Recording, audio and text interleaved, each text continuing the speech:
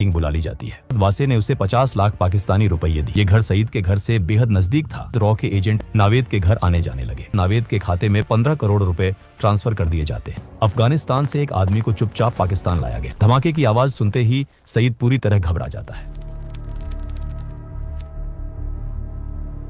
नवंबर 2019 में प्रधानमंत्री आवास के बाहर सुरक्षा असाधारण रूप से कड़ी थी। आधी रात को एक गाड़ी अंदर दाखिल होती है। गाड़ी से उतरते हैं रॉ चीफ सामंत गोयल। उनके हाथ में एक मोटी फाइल होती है जिस पर लाल अक्षरों में लिखा होता है कॉन्फिडेंशियल। करीब 15 मिनट इंतजार के बाद कमरे का दरवाजा खुलता है। प्रधानमंत्री नरेंद्र मोदी सामने खड़े होते हैं और पूछते हैं कि इतनी रात को आने की क्या जरूरत पड़ गई। सामंत गोयल कहते हैं, सर, हमने हाफिज सईद को ढूंढ लिया है। हफीज सईद 26 नवंबर का मास्टरमाइंड जिसके वजह से मुंबई में की मासूम लोग मारे गए थे। हफीज सईद का नाम सुनकर प्रधानमंत्री ने तुरंत एक मीटिंग बुलाई। उसी रात कैबिनेट कमेटी ऑन सिक्योरिटी की मीटिंग बुला ली जाती है। टेबल पर प्रधानमंत्री नरेंद्र मोदी, गृह मंत्री, विदेश मंत्री, NSA अजीत डोभाल और रॉ चीफ सामंत गोयल मौजूद होते हैं। गोयल फाइल खोलते हैं और हाफिज सईद की तस्वीरें, वॉइस सैंपल और इंटेलिजेंस रिपोर्ट्स सामने रखते हैं।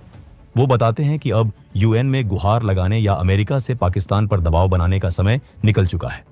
अब भारत को खुद ऑपरेशन करना होगा। जैसे ही ऑपरेशन शब्द सुनाई देता है, प्रधानमंत्री पूछते हैं कि ऑपरेशन से उनका क्या मतलब है। गोयल साफ शब्दों में जवाब देते हैं कि हाफिज सईद को पाकिस्तान में उसके ISI आकाओं के सामने मौत के घाट उतारा जाएगा। मीटिंग में बैठे अजीत डोभाल कुछ पल सोचते हैं और फिर कहते हैं कि सईद को मारने का इससे बेहतर मौका शायद दोबारा नहीं मिलेगा। ये कहते हुए वो प्रधानमंत्री की ओर देखते हैं और हल्के से सिर हिला देते हैं। कमरे में फिर सन्नाटा छा जाता है। कुछ सेकंड बाद प्रधानमंत्री मोदी कहते हैं कि ऑपरेशन को आगे बढ़ाया जाए। इसी पर 26/11 के बाद पहली बार एक अधूरी कसम ने आकार लेना शुरू किया। इसी कसम का नाम था ऑपरेशन अलविदा। रॉ के पास सिर्फ एक ठोस जानकारी थी, हफीज सईद की लोकेशन। लेकिन यही जानकारी सबसे बड़ी चुनौती भी थी। सईद को पाकिस्तान की जमीन पर जाकर खत्म करना आसान नहीं था। वो लाहौर के पौश इलाके जोहार टाउन में रहता था, जहां उसकी सुरक्षा किसी किले से कम नहीं थी। 24 घंटे पाकिस्तान पुलिस की तैनाती, CCTV निगरानी और सीमित आवाजाही। सईद के घर तक पहुंचना लगभग नामुमकिन था। सीधे ऑपरेशन का मतलब था अंतर्राष्ट्रीय संकट। रॉ को समझ आ गया था कि अगर सीधा वार संभव नहीं है तो रास्ता अंदर से बनाना होगा। इसके लिए जरूरी था सईद के घर के बेहद पास एक सुरक्षित और भरोसेमंद लोकल बेस। ऐसा ठिकाना जो शक के दायरे में न आए लेकिन हर गतिविधि पर नजर रख सके।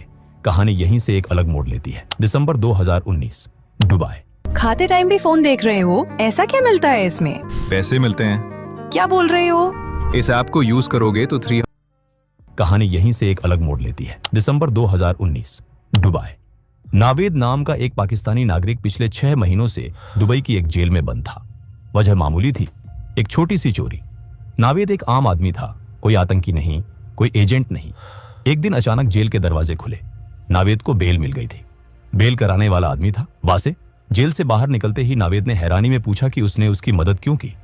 वासे ने कहा, मुझे तुम्हारी जरूरत है। उसने बताया कि उसका कारोबार पाकिस्तान और दुबई दोनों जगह फैला है और उसे एक भरोसेमंद पार्टनर चाहिए। नावेद उलझन में था। वो जानता था कि ये ऑफर असामान्य है, लेकिन पैसों की सख्त जरूरत ने उसकी शंकाओं को दबा दिया। कुछ ही समय बाद वासे ने उसे 50 लाख पाकिस्तानी रुपये दिए। ये रकम नावेद के लिए जिंदगी बदल देने वाली थी। कुछ महीनों बाद नावेद पाकिस्तान लौट आया। यहीं से रॉ की योजना जमीन पर उतरने लगी। एक दिन वासे का फोन आया। निर्देश साफ थे, लाहौर के जौहर टाउन में एक घर किराए पर लेना है। नावेद ने बिना सवाल किए हाउस नंबर 120 किराए पर ले लिया। ये घर सईद के घर से बेहद नजदीक था, इतनी नजदीक कि वहां से उसकी गतिविधियों पर नजर रखना संभव हो सके। नावेद को यह नहीं बताया गया था कि वासे असल में कौन है। सच्चाई ये थी कि वासे रॉ का एजेंट था। जो बेस रॉ महीनों से ढूंढ रही थी वो अब नावेद के घर के रूप में मिल चुका था। इसके बाद रॉ के एजेंट अलग अलग समय पर नावेद के घर आने जाने लगे, कभी कुछ दिनों के लिए, कभी कुछ हफ्तों के लिए। नावेद ने कभी सवाल नहीं किए, वो वही करता रहा जो वासे कहता था। अगले 6 महीनों में रॉ के एजेंट्स ने हफीज सईद की हर गतिविधि को बेहद बारीकी से ट्रैक किया। उसके घर के बाहर क्या हो रहा है, घर के अंदर कौन आ जा रहा है, किस समय कौन सी हलचल होती है, ये सारी जानकारी मिनट दर मिनट दर्ज की जाती रही। जौहर टाउन में बना वो गुप्त ठिकाना अब पूरी तरह काम करने लगा था। ये सारी इंटेलिजेंस लगातार भारत भेजी जा रही थी। दिल्ली में बैठे रॉ चीफ सामंत गोयल हर अपडेट पर नजर रखे हुए थे। ऑपरेशन अब अपने आखिरी चरण के बेहद करीब पहुंच चुका है। इस दौरान एक बात किसी के ध्यान में नहीं आई। नावेद हफ्ते में एक बार अपने परिवार से मिलने जाता था। ये उसकी सामान्य दिनचर्या का हिस्सा था, इसलिए रॉ के एजेंट्स ने इस पर ज्यादा ध्यान नहीं दी। उन्हें लगा कि ये एक आम आदमी की आम जिंदगी है। अब प्लानिंग लगभग पूरी हो चुकी थी। लोकेशन, टाइमिंग, सब कुछ तय था। बस एक आखिरी कड़ी बाकी थी। कुछ ही दिनों बाद वासे का नावेद को फोन आया। उसने नावेद को दुबई आने को कहा। वजह नहीं बताई गई। दुबई में दोनों की मुलाकात होती है। बातचीत के दौरान वासे अचानक एक गंभीर सवाल करता है। वो कहता है, क्या तुम्हें नहीं लगता कि पाकिस्तान जिन आतंकियों को पनाह देता है वो गलत है? नावेद बेपरवाही से जवाब देता है, इससे हमें क्या फर्क पड़ता है? वो तो हमारे दुश्मन हिंदुस्तानियों को मारते हैं। वासे कुछ